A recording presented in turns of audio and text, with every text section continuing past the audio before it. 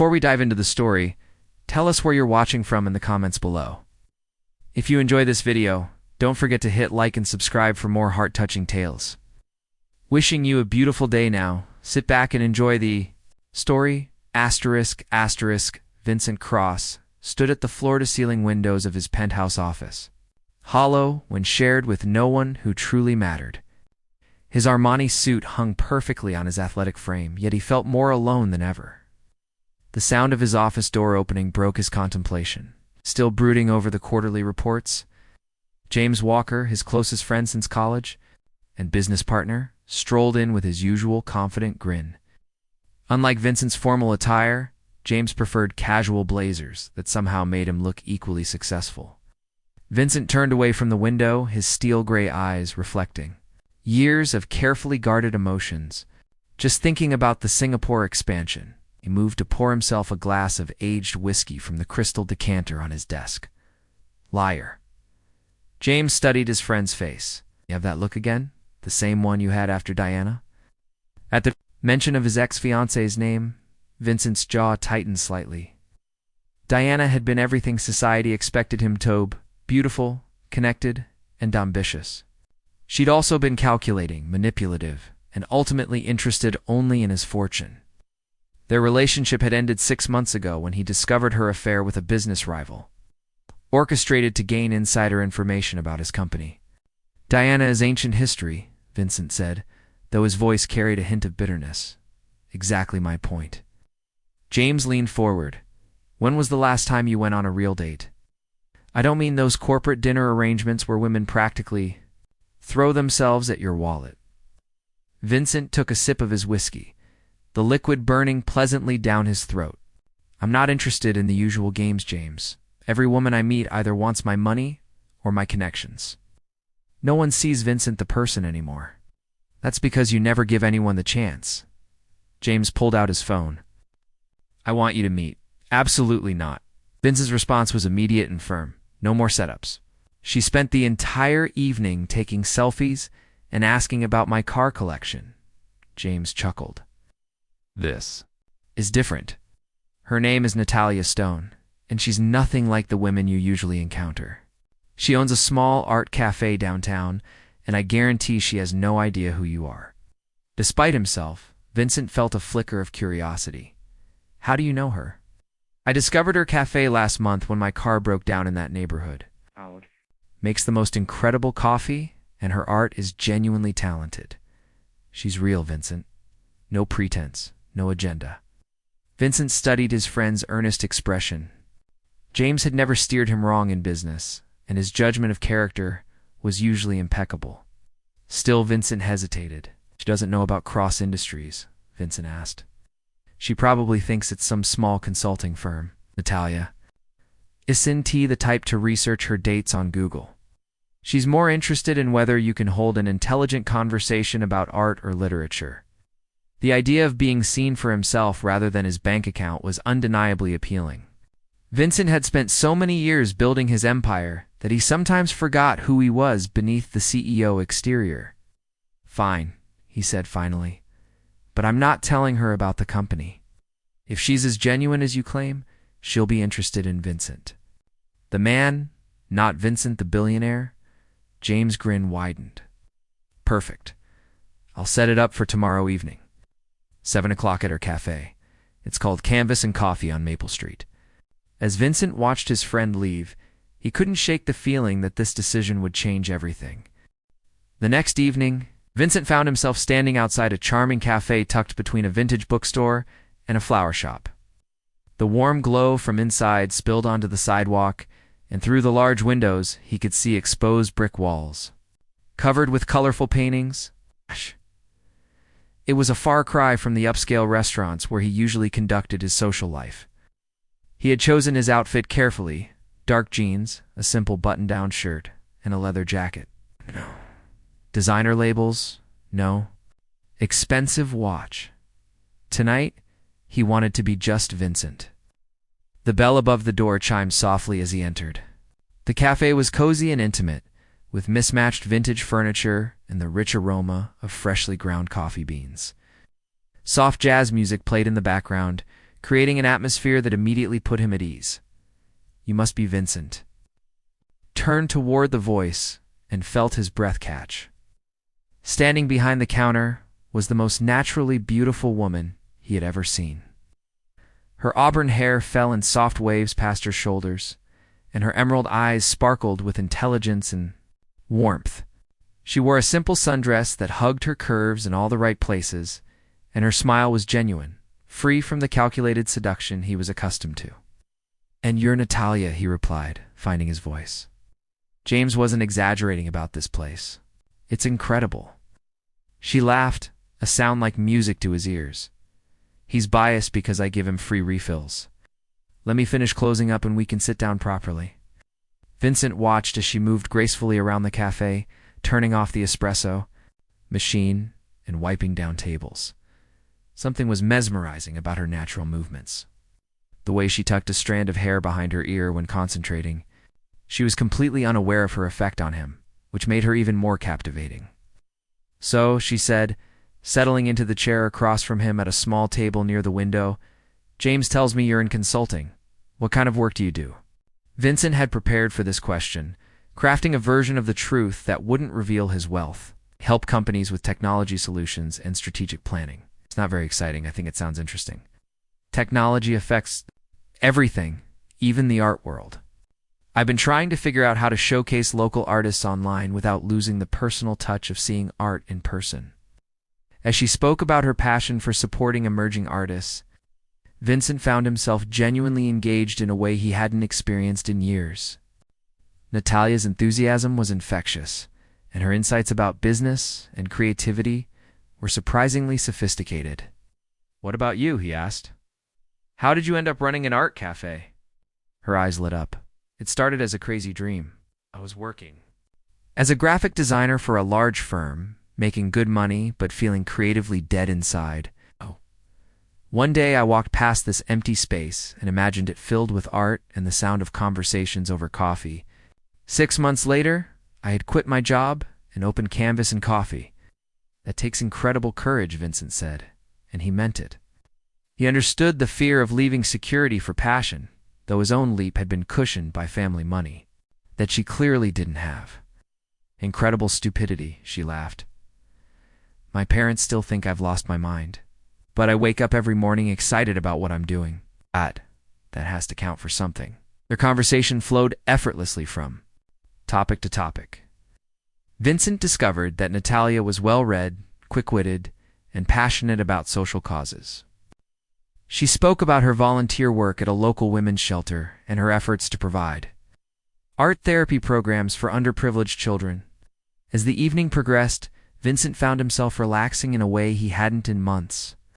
Without the pressure of maintaining his corporate image, he could simply be himself.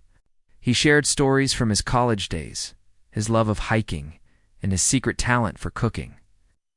"I have to admit," Natalia said, leaning closer across the small table, "I was nervous about tonight. James made you sound almost too good to be true." Vincent felt a pang of guilt about his deception, but pushed it aside. "And what's your verdict?" She studied his face with those mesmerizing green eyes. "You're definitely not what I expected. There's something mysterious about you, Vincent. Cross, like you're holding back parts of yourself." Her perceptiveness surprised him. He was accustomed to people seeing only what he wanted them to see, but Natalia seemed to look deeper. "Maybe I am," he admitted, "but isn't everyone?" "True," she agreed. "But most people at least give hints about their secrets. You're very good at deflecting." Before he could respond, she stood and moved to one of the paintings on the wall. "This is one of mine," she said, gesturing to a vibrant, abstract piece that seemed to capture motion and emotion in swirls of blue and gold. Vincent joined her in front of the painting, standing close enough to catch the subtle scent of her perfume, something floral and intoxicating. "It's beautiful. What inspired it?" "A thunderstorm I watched from my apartment window last summer. I wanted to capture the power and beauty of something that's both destructive and life-giving." As she spoke about her art, Vincent found himself studying her profile, elegant curve of her neck, the way her lips moved as she explained her creative process. When she turned to face him, they were standing incredibly close in the air. between them seemed to crackle with electricity. "Vincent," she whispered, and he could see his own desire reflected in her eyes. Without thinking, he reached up and brushed that wayward strand of hair from her face. His fingers lingered against her cheek, and she leaned into his touch. The moment stretched between them, filled with possibility and the promise of something deeper than either had expected to find. The spell was broken by the sound of rain beginning to patter against the cafe windows. They stepped apart, both breathing slightly harder than before. "I should probably get you home before this gets worse," Vincent said, though the last thing he wanted was for the evening to end. "It's actually," Natalia said, a slight blush coloring her cheeks. "My apartment is right upstairs. I make a mean cup of late-night coffee if you're interested in continuing our conversation." Vincent knew he should decline. Getting involved with someone while maintaining such a significant deception was asking for trouble. But as he looked into her eyes, seeing the genuine interest and growing attraction there, his resolve crumbled. "I'd like that very much," he said. Natalia's apartment was a perfect reflection of her artistic soul. Canvases in various stages of completion lined the walls, and sculptures made from reclaimed materials occupied every corner. The space was small but warm, with string lights casting a golden glow over everything. Vincent felt more comfortable here than he had in his million-dollar penthouse. Over the next 3 weeks, Vincent found himself living a double life. By day, he was the ruthless CEO making decisions that affected thousands of employees and millions in revenue. By night, he was simply Vincent, the man who brought takeout to Natalia's cafe after closing and listened to her dreams of expanding her art therapy program. He helped her hang paintings, discussed literature over coffee, and slowly fell deeper in love with her genuine spirit. Every moment spent with her felt like a reprieve from the cold, calculating world he usually inhabited. But maintaining the lie was becoming increasingly difficult. When Natalia mentioned struggling to pay for a new espresso machine, Vincent had to restrain himself from simply buying her the best equipment money could buy. When she talked about her student loans, he ached to write a check that would solve all her financial worries. "You're distracted tonight," Natalia observed one evening as they sat in her apartment, her head resting on his shoulder. "Everything okay with work?" "Just some complicated client issues," Vincent replied, hating himself for the half-truth. "Nothing I can't handle." She tilted her head to look at him. "You know, for a consultant, you're remarkably vague about your work. James is the same way. Are you two involved in some kind of corporate espionage?" Vincent laughed, but it sounded forced even to his own ears. "Nothing that exciting. Just boring technology stuff." The next morning, Vincent was reviewing merger documents when his assistant buzzed him with unexpected news. "Mr. Cross, there's a woman here to see you. She says she's from Canvas and Coffee and that it's urgent." Vincent's blood ran cold.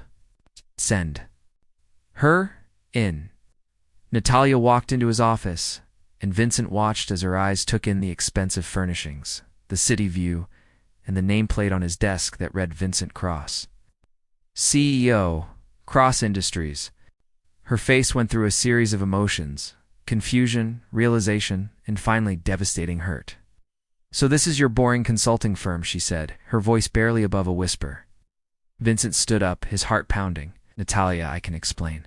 "Can you?" She moved closer to his desk, her hands trembling.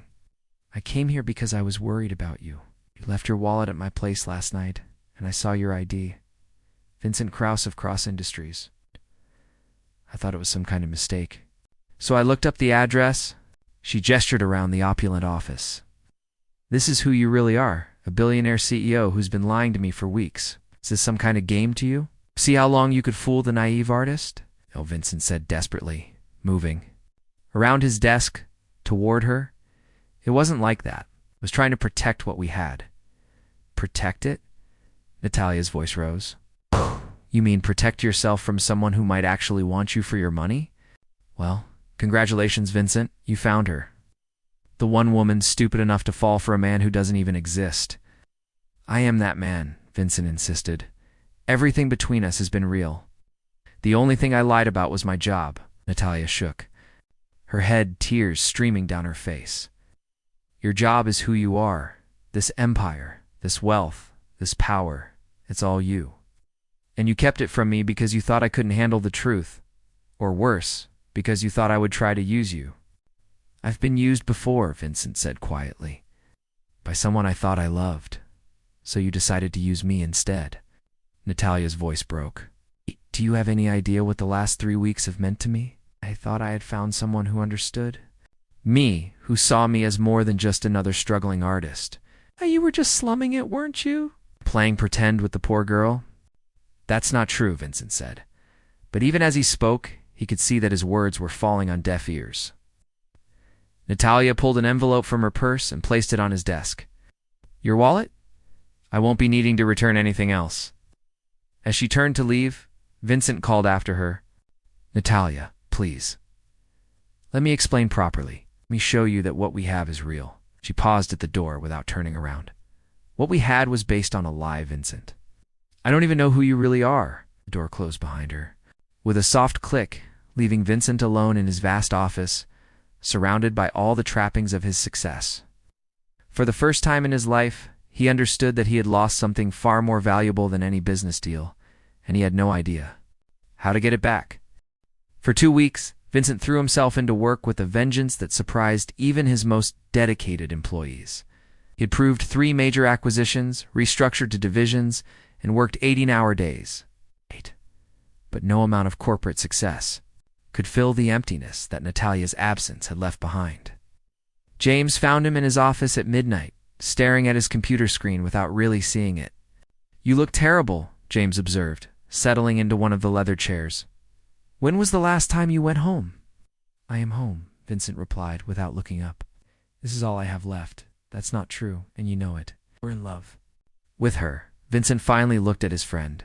Love? I destroyed any chance of that when I lied to her. She was right, James. I was protecting myself, not protecting what we had. So fix it. How? Vincent's voice was bitter. She won't. Take my calls. She won't see me. I sent flowers to the café, and she donated them to the hospital. I tried to help with her art program anonymously, and she somehow figured it out and returned the check. James leaned forward. Have you considered that maybe she's not angry about the money? Maybe she's angry because you didn't trust her enough. To tell her the truth, Vincent was quiet for a long moment. I've been thinking about that, about what it means that I was so afraid of being used that I never gave her the chance to prove she was different. She is different, James said. I've watched her turn down every offer of help you've made. She's not interested in your money, Vincent. She's interested in your honesty. The next morning, Vincent made a decision that would have shocked his board of directors. He walked into Canvas and Coffee wearing jeans and a simple sweater, carrying a canvas bag and a thermos of coffee from his own kitchen. Natalia was behind the counter helping a customer, but he saw her stiffen when she noticed him. She finished with the customer and then approached him, her expression carefully neutral. We're closed for private events, she said coolly. I'm not here as a customer, Vincent replied. I'm here as someone who owes you an apology and an explanation. I don't want your explanations, Natalia said, but she didn't walk away. Vincent reached into his bag and pulled out a canvas. It was a painting, clearly amateur but heartfelt, showing 2 figures sitting in a cafe deep in conversation. The brushstrokes were clumsy, the perspective slightly off, but it captured something real about their first night together. I've been taking art classes, he said, setting the painting on the counter. Turns out I'm terrible at it, but the instructor says I have something more important than technique. I have something I want to express. Despite herself, Natalia leaned closer to examine the painting. You painted this? I painted this, Vincent confirmed. It's the moment I realized I was falling in love with you. Not because you were beautiful, though you are. Not because you were talented, though you are. But because you were real in a way I'd forgotten people could be. Natalia's eyes filled with tears, but her voice remained steady. Pretty words, Vincent. They don't change the fact that you lied to me. You're right, Vincent said. Did lie? I was so scared of being hurt again that I hurt you instead. I was so afraid of someone wanting me for my money that I never gave you the chance to want me for myself. He reached into his bag again and pulled out a folder. I've been thinking about what you said, about how my job is who I am.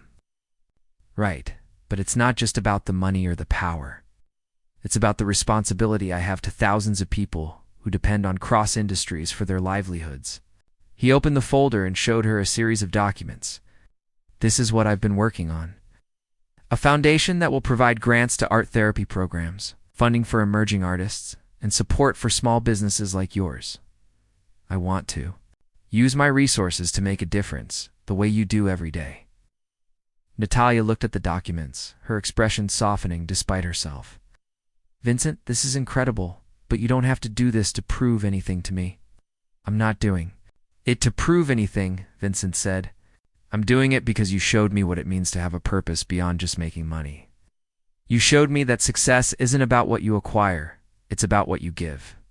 He closed the folder and looked directly into her eyes. I can't change the fact that I lied to you. I can't take back the hurt I caused.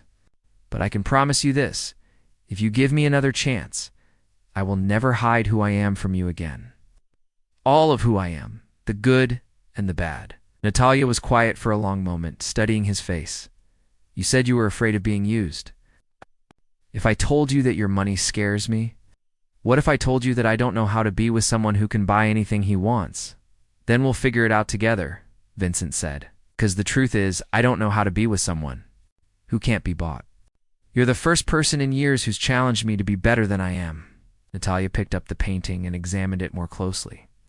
This is really terrible, she said, and for the first time in weeks, there was a hint of a smile on her lips.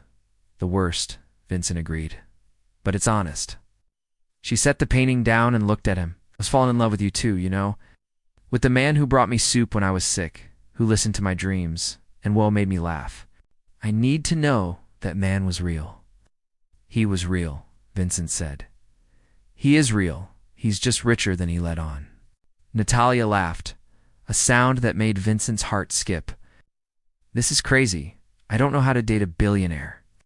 Good, Vincent said, stepping closer. Here because I don't know how to be a billionaire in love. We'll have to figure it out as we go. As he reached for her hand, Vincent realized that for the first time in his life, uncertainty didn't scare him. With Natalia, he was ready to face whatever came next, as long as they faced it together. 1 year later, Vincent stood in the same spot where he had first seen Natalia, but now the cafe was transformed.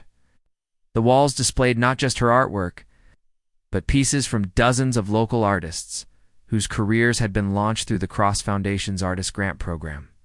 The space had been expanded to include a community arts center, funded by the foundation, but operated entirely by Natalia. Nervous? James asked, straightening Vincent's tie for the third time. Terrified, Vincent admitted, watching his guests filled the space.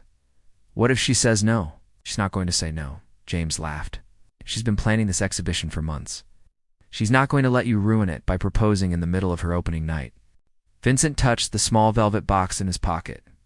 Maybe I should wait, Vincent Cross.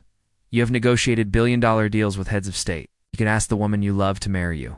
The evening was a huge success. Natalia moved through the crowd with grace, discussing the artist's work with enthusiasm and expertise. Vincent watched her with pride, seeing how she had grown into her role as a leader in the art community. The shy cafe owner who had been afraid to dream, Big had become a force for change, and she had done it all on her own terms. As the crowd began to thin, Vincent found Natalia standing before her latest painting, a piece that showed two figures dancing in a storm of colors, their forms intertwined and inseparable. It's beautiful, he said, coming up behind her. It called Truth in Motion, she replied, leaning back against him. Right. It's about how love changes when you stop hiding from each other. Vincent wrapped his arms around her, feeling the familiar comfort of her presence. I have something for you. Vincent, you've already given me so much. The foundation, the expansion, the confidence to believe in myself. This is different, he said, turning her to face him. This is something I can't buy, something I can't create with money or power. This is something that can only exist between us. He dropped to one knee, pulling out the ring box. The simple solitaire diamond caught the light from the art installation above them. But Vincent only had eyes for Natalia's face. Natalia Stone. You taught me that the most valuable things in life can't be purchased. It taught me that real. Success isn't about what you acquire. but about what you give. You taught me that love isn't about finding someone who wants what you have, but about finding someone who wants who you are. Natalia's hands flew to her mouth, tears streaming down her face. I can't promise you that being with me will be easy, Vincent continued. I can't promise that we won't have to navigate the complications of my world. But I can promise you that I will never hide from you again. I can promise you that I will love you with everything I have, not just the money and the power, but the man underneath it all. He opened the ring box, revealing the simple but perfect diamond. Will you marry me? Natalia dropped to her knees in front of him, taking his face in her hands. Yes, she whispered. Yes, because I love the man who brings me coffee in the morning and listens to my dreams. Yes, because I love the man who learned to paint just to show me how he felt. Yes, because I love the man who uses his wealth to make the world better. I love all of you, Vincent Cross. Every complicated, wonderful part of you. As he slipped the ring onto her finger, Vincent felt a completeness he had never experienced before. Around them, the art on the walls seemed to come alive, colors dancing. In his peripheral vision as he kissed the woman who had changed everything. I love you too, he said against her lips. All of you. The artist, the dreamer, the woman who saw through my lies to the truth underneath. They stood together in the middle of the gallery, surrounded by art that represented hope, creativity, and the power of human connection. Vincent realized that he had finally found what he had been searching for all along. Act. Not in boardrooms or bank accounts, but in the simple truth of two people who had learned to love each other completely. As they walked hand in hand through the gallery, stopping to admire the work of artists whose dreams they had helped make possible, Vincent understood that this was his greatest achievement. Not the empire he had built, but the love he had found, and the life they would build together. The last guests were leaving, and Natalia was turning off the lights in the gallery. Vincent watched her move through the space with quiet satisfaction, knowing that tomorrow they would start planning their wedding, their future, their forever. Ready to go home? She asked, taking his hand. I am home, Vincent replied. And, for the first time in his life, he truly meant it. As they walked out into the night, Vincent Cross, billionaire CEO and amateur painter, smiled at the woman who had taught him that the most precious things in life couldn't be bought or sold. They could only be discovered, nurtured, and shared with someone who saw your true worth. The end.